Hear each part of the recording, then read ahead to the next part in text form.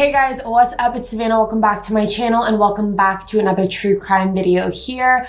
As you guys can tell by the title of today's video, today we have an insanely gruesome, terrifying, unsolved case. Today we are talking about the case of the Dardene family. 34 years ago, on the night of November 17th, 1987, the Dardene family was brutally tortured and murdered. And to this day, this case remains unsolved. And I cannot wait to hear your theories on it. So with that being said, let's jump right on into it today. Now let's talk about who the Dardene family was. You had Russell Keith Dardeen, who was 29 years old and went by his middle name, which was Keith. Keith was married to his wife, Ruby Elaine Dardeen, who was 30 years old, and she also went by her middle name, which was Elaine. Keith and Elaine had a 2-year-old son named Peter, and they also had a daughter that they were expecting on the way. Elaine was pregnant with their second child, and the couple was absolutely thrilled, and they were planning on naming their daughter Casey. Now, Keith was originally from a place called Mount Carmel, Illinois, and Elaine, on the other hand, grew up in a town called Albion, Illinois. And Albion is only about 20 minutes away from where the couple ended up settling down, which was in a place called Ina, Illinois. And in this small town of Ina, Illinois, life for the Dardeens was pretty simple. Keith worked as a treatment plant operator, and Elaine worked in an office supply store. In their free time, the Dardeens played in the music ensemble at their local Baptist church.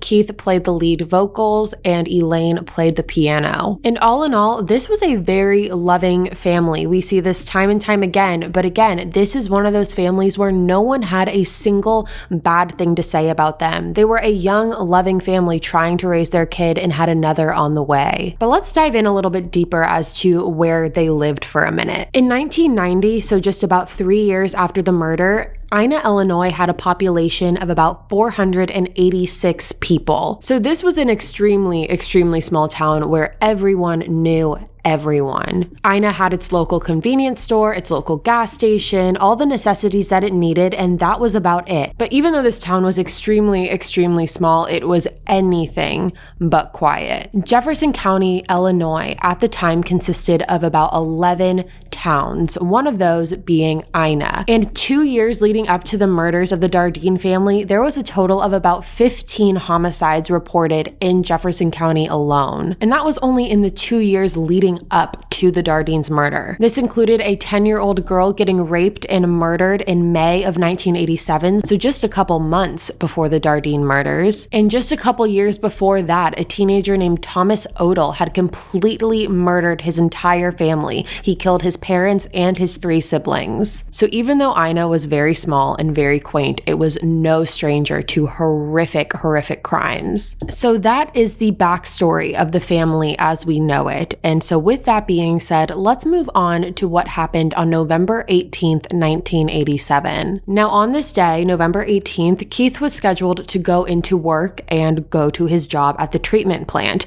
Keith typically never missed work. He was very punctual, he was very responsible, he always went to work on time, and if there was ever any problem, he always contacted his supervisor. So when Keith didn't show up to work on November 18th, his supervisor and his coworkers were extremely thrown off by that. It was just extremely out of his character. And when he didn't show up for work, his supervisor decided to start calling his home phone, to which he received no answer. He called the phone multiple times and no one picked up. And after that, he decided to take a step further and called Keith's parents. Once the supervisor got on the phone with Keith's parents, he asked them if either of them had seen Keith or knew where he was, to which both of them were pretty confused as well. They were just as shocked as the supervisor was. They had no idea where Keith was, and it did honestly make them worry. So after they tried to reach Keith multiple times with no answer, Keith's father, a man named Don Dardeen, decided to call the Jefferson County Sheriff's Department, and he asked the police to meet him at Keith's mobile home. That way he could give them the key to do a welfare check, which the police agreed to do. Once they got into the house, the police took the key and walked right inside, never expecting to walk in on what they saw. Once they walked inside the mobile home, authorities found Elaine, her 2-year-old son Peter, and their newborn daughter, all beaten to death, lying tucked in bed together. So let's walk through this crime scene for a second. So Elaine and her 2-year-old son Peter were both found bound and gagged, and they had both been beaten to death with a baseball bat that Peter had gotten from Keith for his birthday that was just months prior. Elaine had been beaten so severely that she actually ended up going into labor and delivering her daughter. And to make this even more gruesome and terrifying, her newborn daughter was also beaten to death as well. This was an absolutely terrifying scene for police to walk into, and whoever was responsible for this showed that clearly they were not in any rush to leave, considering the fact that they then staged Elaine, Peter, and the newborn daughter Casey's bodies, as well as they did try to clean up the place a little bit. They did a sloppy job, but nonetheless, the place wasn't in that much of a wreck. There were no valuables taken from the home either, but there was one thing missing from this home, and that would be Keith.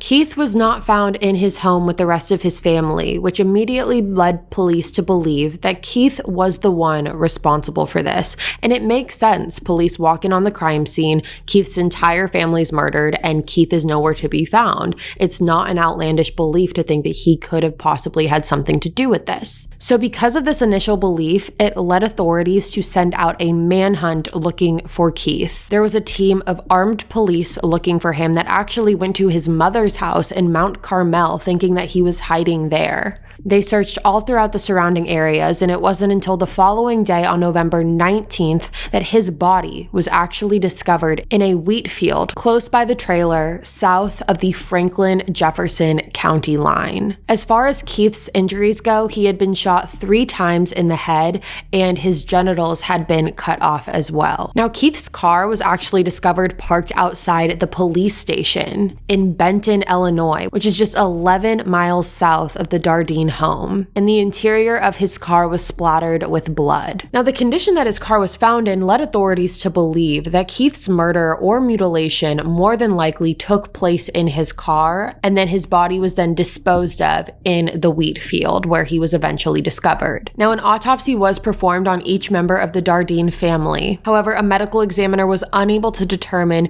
who was killed first in this. However, they were able to determine that all of the murders occurred within an hour to 2 hours of each other. Before we move any further, I want to take a second and stop and thank our sponsors for this video. All right, so I want to talk to you guys about Ana Luisa Jewelry, and if you have never heard of them, they are an amazing jewelry company, and right now, my listeners will get 10% off when you go to analuisa.com/killer. Ana Luisa is amazing because they offset 100% of their carbon emissions, starting with the sourcing of their raw materials all the way to the disposal of their products.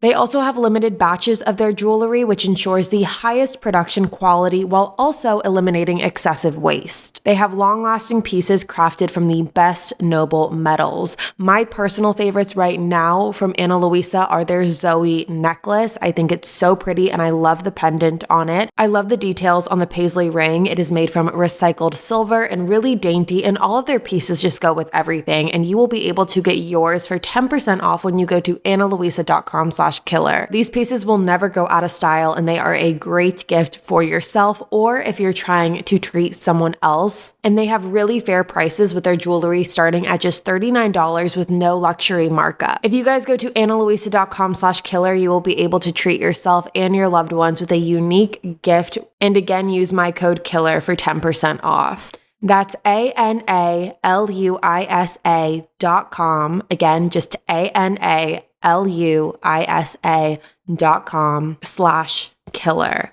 I absolutely recommend them. I think that they are an amazing jewelry brand that make beautiful, sustainable pieces. So go check them out at analuisa.com/killer. The next sponsor I want to talk to you guys about today is Fetch. Fetch is an app that allows you to scan your receipts every single time that you go shopping. You scan your receipts, which stacks up points, which ultimately saves you money. Once you stack up enough points, you can then exchange your points points for gift cards in Fetch's reward section. Fetch is an app that is easy to use, it's easy to sign up, it is easy to scan receipts, and it is easy to save. I cannot stress enough how simple Fetch has made this process. You scan your receipts and the process takes seconds, and you also don't have to worry about where your receipt is coming from. You can earn these points from anywhere. You can earn them from grocery stores, from Amazon, they can be e-receipts, and you can even use Fetch for your takeout and delivery orders, and even when you dine in or use delivery apps as well. This one really is a no-brainer, and the process here is so simple. So if you guys want to try out Fetch today, you can click the link in the description and use the code KILLER to get 4,000 points when you scan your first receipt. Again, just download the app now and use the code KILLER to get 4,000 points when you scan your first receipt. This is a limited time offer for my viewers and one that you will not want to miss, so go make sure you hit the link in the description box to start saving today. The next sponsor I want to talk to you guys about today is Best Fiends. So you guys know that true crime is my passion, but every now and then I do need the occasional break. So when I feel like I need a mental palate cleanser, my go-to is Best Fiends. Best Fiends is a game that you play on your phone that is filled with challenging puzzles that engage your brain and are also incredibly fun at the same time. Now, Best Fiends was made for adults to play, however, there is absolutely no age requirement for it. Personally, I am on level 407 right now, and I've also got a lot of my friends hooked on Best Fiends as well. The game is extremely visually appealing and has been filled with bright colors, and they update their game monthly with new levels and events, so it really never gets old. You never feel bored while you're playing Best Fiends. It also doesn't require internet to play, so you don't have to worry about Wi-Fi access or using cellular data. Trust me, with over 100 million downloads, this 5-star rated mobile puzzle game is a must play. You guys can download Best Fiends for free at the Apple App Store or on Google Play.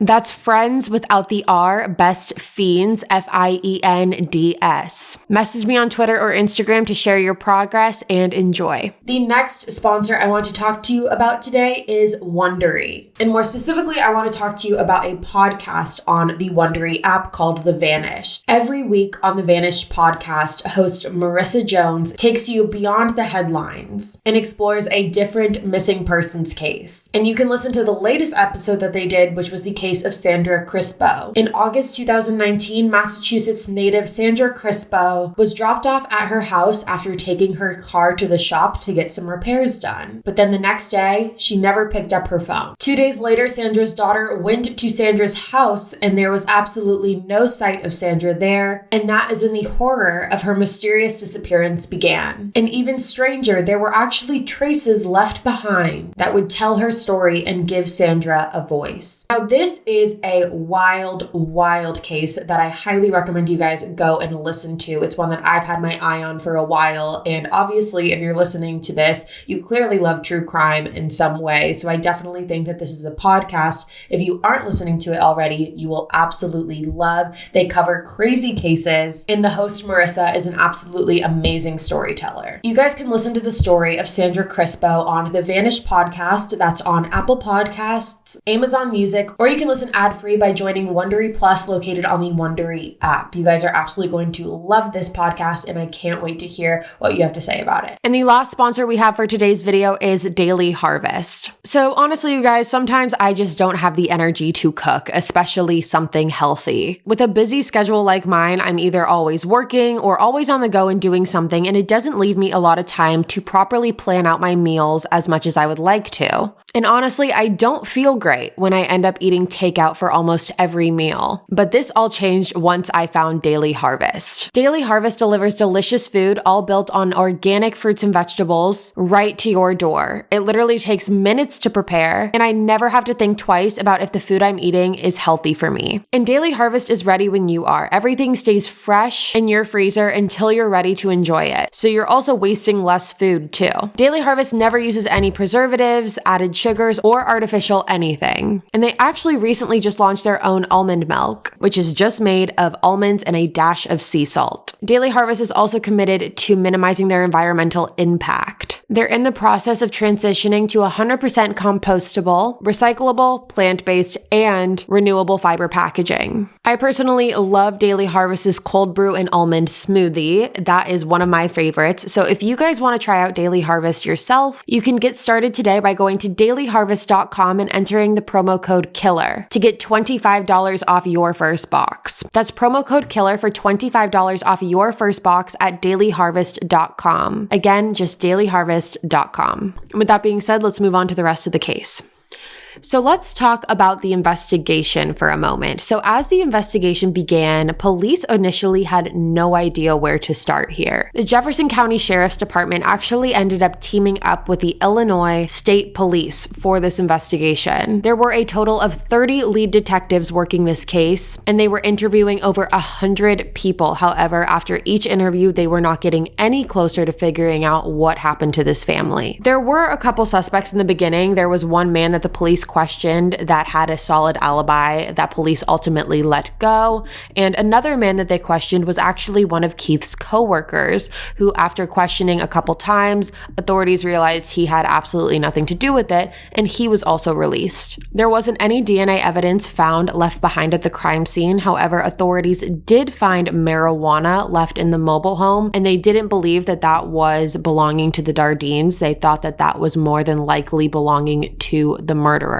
There were no drugs or alcohol found in any of the Dardeen systems, and Elaine was actually also found to be not sexually assaulted. The medical examiner concluded that at the time that their bodies were discovered, Elaine and Peter had been dead for about 12 hours, and Keith, on the other hand, had been dead anywhere from 24 to 36 hours. Authorities also found the staging of Elaine and her children's bodies to be very interesting. This killer took the time to tuck in Elaine and her two children after brutally beating them to death. This led authorities to believe that these killings more than likely took place at night because the killer or killers would have been less noticeable at this point. It's also important to note that there was no sign of forced entry in the home, and by the time that the authorities got to the mobile home, the back door was also open, so there was absolutely no sign of forced entry. And like I said, there were no valuables taken from the home either, even though there were valuables inside of it. Elaine had all of her jewelry in the home. They also had a VCR player and a CD player, things that if you were going in to rob a family, you would take, but nothing was taken. Now, as news of the murders circulated this town, remember, this is a very small town, people started to get extremely paranoid. Guns and security system sales all skyrocketed, and students would actually start waiting inside their schools for their parents to walk in and pick them up and then walk them back to their car. That way they wouldn't just be waiting outside in case something bad happened. One man who lived a half a mile away from the Dardeen home actually lost 14 pounds because he was so paranoid that this could happen to him. Now let's talk about motive for a second. So like I said, nothing was taken from the home. That rules out the motive of robbery. And after that, authorities thought it was possible that maybe Elaine or Keith was having an affair, and this was an act of jealousy. However, after looking into both of their lives and really digging deep into their personal lives, authorities found nothing that led them to believe that Elaine or Keith was having any type of affair. According to the Franklin County coroner, he said, quote, "I believe it was a very personal, deliberate thing," end quote, in reference to whether or not this was a random blitz attack or if this was something, again, more personal. Now, a detective named Mike Anthus said, quote, "We have all the pieces of the puzzle. We just have to put them in the right order."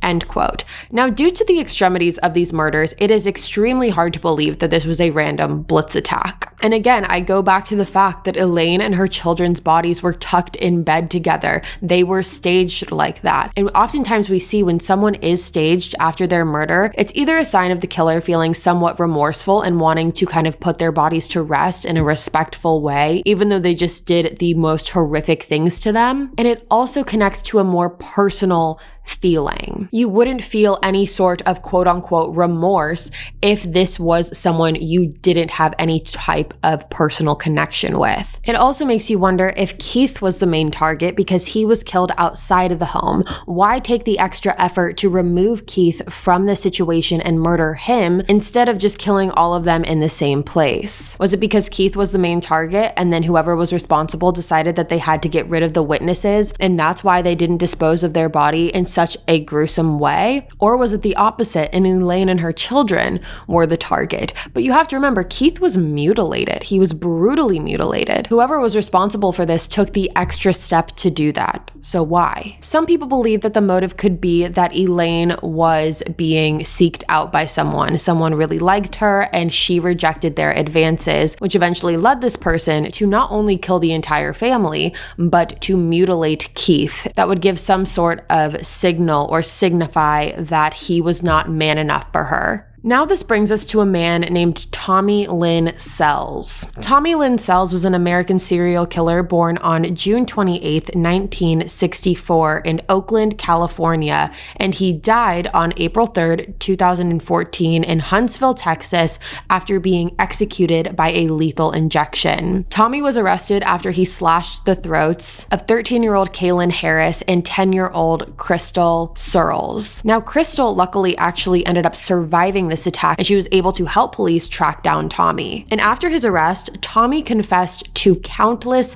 more murders, not just the ones that he was arrested for. Tommy confessed to up to 70 different unsolved murders, one being the Dardene homicides. Now, when it came to his confession, Tommy said that he wasn't able to remember all of the details of the killing, and he said that his lack of memory was due to the fact that it was his coping mechanism from being sexually assaulted as a child. In the mid-1980s, Tommy was living about 90 miles northwest of Jefferson County in St. Louis, Missouri, and he was making money by working at traveling carnivals and fairs, and he was really a free spirit doing his own thing. He was never locked down to one place. He was traveling from city to city, and he was never in the same place for a very long time. Tommy said that in early November 1987, he had met Keith at a truck stop near Mount Vernon, but then he changes his story because when he's asked again, he then changes it to he didn't meet Keith at a truck stop, he actually met Keith at a pool hall, which essentially, if you are unfamiliar, is just a bar that has pool tables. Now, despite how he says he met Keith, he then goes on to say that Keith had invited him over for dinner, and after he ate dinner, Tommy said that his plan was to go on his merry way and go to the next city. However, Tommy said that Keith had other plans. According to Tommy, Keith had asked him if he would be interested in having a threesome with him and his pregnant wife, Elaine. According to Tommy, he said when he got asked this question by Keith, it triggered something in him that sparked an outrageous, uncontrollable rage, and he ended up completely annihilating the entire family. Tommy said he drove Keith at gunpoint to the wheat field where his body was found and killed him there. And then he said he then went back to the trailer to murder Elaine and Peter because they were witnesses to this and he couldn't leave any witnesses behind. A direct quote from Tommy is, quote, "I was just so pissed off that I took it to the maximum limit. Rage don't have a stop button," end quote. So that was the first version of Tommy's story, but then a new version came out. In Tommy's second or third version of this story, however you want to view it, he then says that this whole threesome scenario never happened. It was never brought up. Keith never mentioned anything of it, and that was not what sparked this in him. Tommy said the real story of what happened is he was walking by Keith's trailer, and he saw that Keith's trailer had a for sale sign on it because remember, they were planning on moving back to Mount Carmel to be in a safer environment. Tommy said he saw the for sale sign on the Dardene's trailer and he decided that he was going to take the opportunity to kill. After Tommy had consumed a couple beers, he then said he went to Keith's home and knocked on the door and told Keith that he was interested in purchasing his mobile home. Tommy said that Keith then let him into his house, which is when he then overpowered Keith and forced Keith to gag and tie up his wife and his 2-year-old son. Tommy told Keith that he convinced Keith that he would let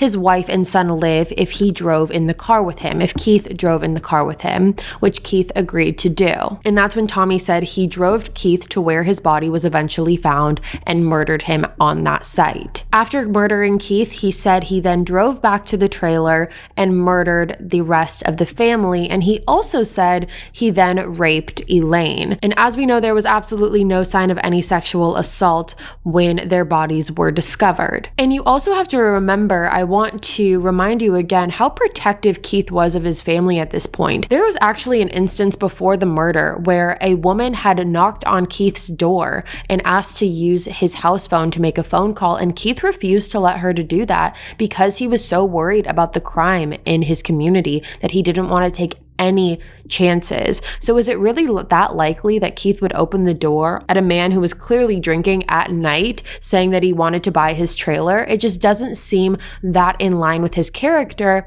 when you look at his past behavior. Now, Tommy has never been charged with these murders. However, he has been the main suspect throughout the entire investigation. But it's also important to say that most of the details that Tommy let police know during his questioning were details that had all been reported to the public already. And when authorities would question him on details that weren't in the media, Tommy didn't really have that much knowledge, and he wasn't as reliable. When authorities first asked Tommy how Elaine's body was found, he actually said it was found in a completely different way than it was actually discovered at first. And then once he realized he was wrong, he then said how it was actually found, which was correct. However, some people believe that that was simply a lucky guess. Another direct quote from Tommy is, quote, "I know people got their doubts. They say there's no physical evidence tying me to Dardene's, but there wasn't any because they weren't looking for me. I moved. I was a transient."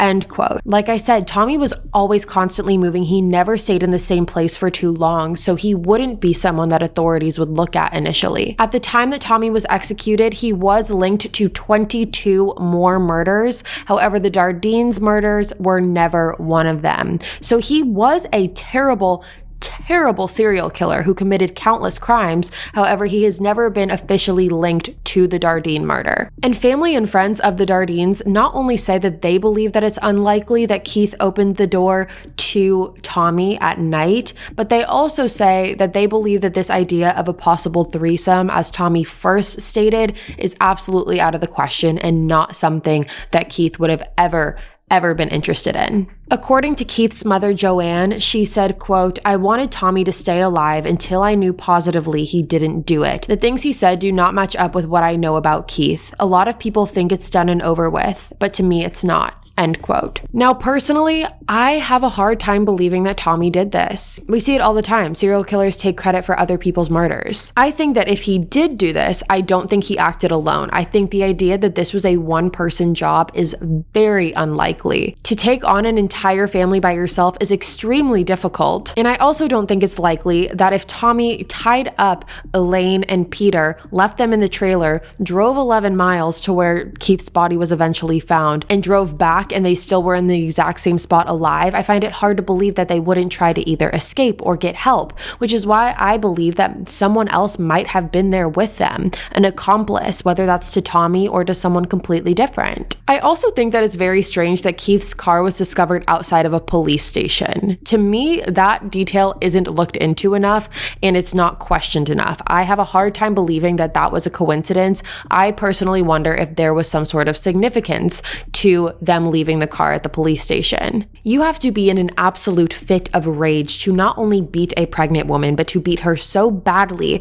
that she ends up delivering her daughter and then beat the newborn daughter to death, as well as beat a 2-year-old to death. That to me is as personal as it gets, which is why I also have a hard time believing that Tommy just picked this family and did the most gruesome, brutal murder that one could possibly imagine on them for no reason. I also want to say the murder weapon of Keith, the gun that was used to kill Keith, has to this day never been discovered, or at least it has never been disclosed to the public that it has been discovered. So that is this case, you guys. That is the case of the Dardene family.